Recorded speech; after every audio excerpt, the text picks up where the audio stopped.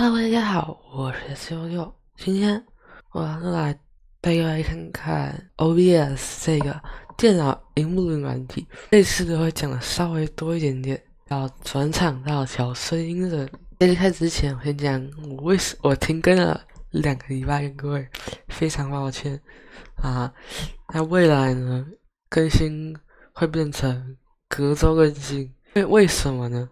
因为家里关系，还有我要去搞另一个频道，各位别想要找到我，别想都别想，找到我算你厉害，是转身嘛，在这边继续跑，所以就花的时间没有那么多。那我们今天就先从这个基本的设定开始。那首先呢，一进来之后，我们要设定这个解析度，点下去之后可以调很多个选项，我会建议1980乘以080，应该吧？应该是这样，我看一下，对，1920乘以1080就是HD 的解析度，那剩下的还有3840乘以好多少啊？不给我调，没关系，4K。那下面这个 FPS 的选项，我们选常用 FPS，选60或者是任何50、30，在 YouTube 上都是可以的。那这边我选的是59.49，这比30稍微低一点点的，其实应该也不少人在用。那来讲讲串流的位元率，如果你用 HD 这个东西输出的话，那你大概5400到6000，5000到6000就算非常高了。如果上到2K 的话，你大概要7200左右，这是我试出来的。如果你这个位元率调太高的话，会同时进行游戏的话，你可能会延迟巨高啊。那录影这边呢，我们的位元率就可以放开来调，像是我现在 2K， 我的位元率直接调到了10204，其实一点都没有必要。但是怎么说呢？安心，毕竟它不是可变位元率，设高一点更加安全。这里呢是直播设定，在各个平台可以选择 Twitch、YouTube、Facebook， 叭叭叭叭叭，全部显示之后呢，还有中国的 B 站也有，对，非常多选择。这边我就演示 YouTube 就可以了。那我们先进到 YouTube 的 Studio 里面，下进行直播按键，里面有直播这里，复制串流精炼啊，复制下去之后呢，贴到这里面，你就可以直接按串流开始啦。当然，你要先在 YouTube 上设定好你的直播名称和介绍是否公开等详细资讯。这里有个连接账号的方式，我不建议选用，因为我觉得它更麻烦了。音效这边呢，基本不用改，预设就是这样。我这边开了2个，但是有时候会用2个麦克风，2个耳麦，因为其中一个不正常，像我现在戴这个现在正常，它的收音效果比较好，但是它的耳机有 EQ， 所以呢，我听到的声音很有可能跟你们不一样，非常麻烦。你可以调音效位元率，我建议调256、288或是320，不要调那么低。对了，录影这边可以选择音轨，千万不要选超过2个，不然你的剪辑器有90%混出一个很恶心的声音。那我来讲讲调音好，调音是从滤镜来调，不要直接点进进阶属性音量，不建议，绝对不建议。那这里其实可以调同步位移的，同步位移是什么呢？当你的音讯处理对不上你的影像处理的时候，你就要去做调整。假设你的音讯处理慢影像处理，你呢就要调到负数；快语的话，调正数，就是这样。但是要自己去试，这个其实也还在尝试阶段，用错了后期修就可以了。看看调音好，调音的声音从这边调，我不建议大家只用真音，不然你的声音会显得异常的低。OK， 超低，巨低，并建议大家开个3频等化器，加上真音会更加舒服。但有些的麦克风就自带那个 gain 字，那很好，就不要用真音了。因为你麦克风自带的那个声音效果绝对比 OBS 里面的好。接着 OBS 先装外的，像是混响、像是轻度调音这些功能，在没有需要的时候不要开，不然会造成额外的电脑负载以及声音的延迟。现在我设开一个非常轻的混响，对，非常轻的混响，那这个软体要怎么装呢？首先上网查一下这个 Downloader。现在我打入的时候，点第一个这里，这个是它的设定问题，我相信各位应该遇到。如果遇到了，按错，打开设定，打卡，打开设定之后，隐私安全性，这里选择 App Store 和以识别开发者。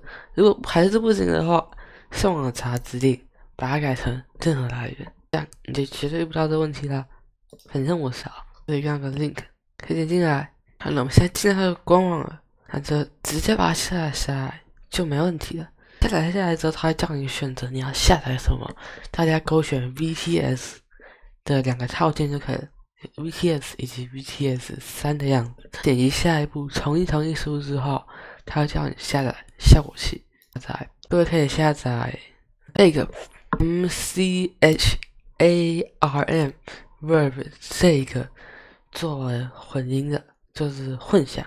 接着呢，这个是听度声音优化，但是效果如何，就直接这边开它听听看，大家觉得有没有需要下载？好，这大概是启动它之后的声音了，好像混响变得更重了，就在这里。好，怎么说呢？声音有更好听吗？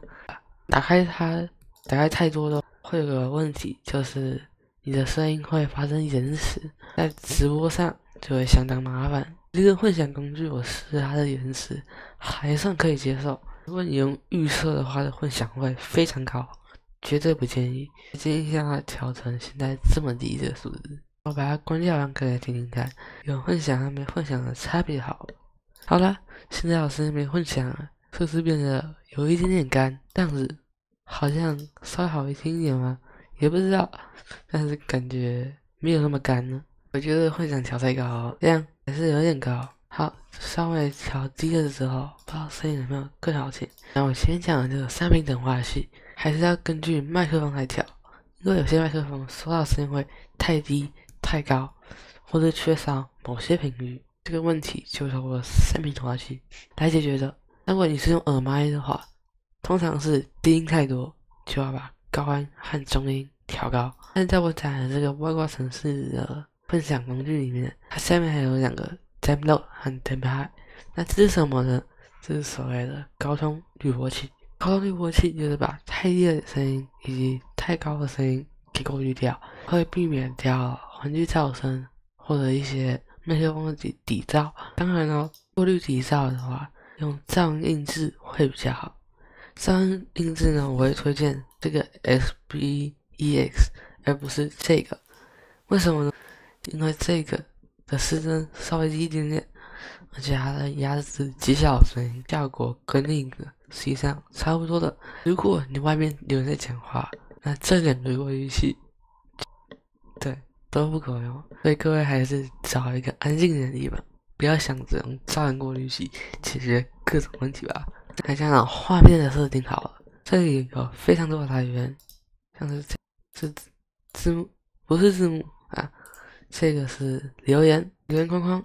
留言框框要怎么做呢？透过这个网址连接的东西。那这时候我们就需要用到 Streamlabs 的工具了。Streamlabs 是罗技旗下的直播软体，小工具是留言，这个东西大家自己上网查教程，我懒得开给大家。它构成实际上非常简单，进到 Streamlabs， 把你的 YouTube 账号连进去之后，直接把 Streamlabs 上面的聊天室里面的网址贴上来，调整自己喜欢的 size， 你就可以直接在直播画面显示出留言啦。